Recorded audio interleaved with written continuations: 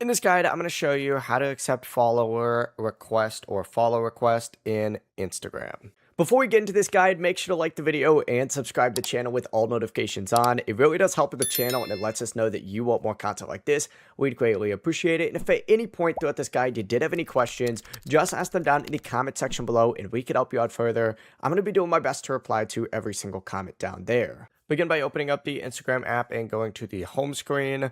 Now, follower requests are only shown up if your account is private. If your account is public, people can follow you without needing approval. From the home screen, though, what you need to do to accept these is just select the little plus or heart icon up in the top right. From here, you will see follower request or notifications. Select it to see anyone who's requested to follow your account. From here, you can choose whether to confirm or delete. Deleting is declining, confirming is accepting. And once you confirm, they'll be added to your followers list. If you delete it, they will not be able to follow you unless they send another request later. But the process really is that simple.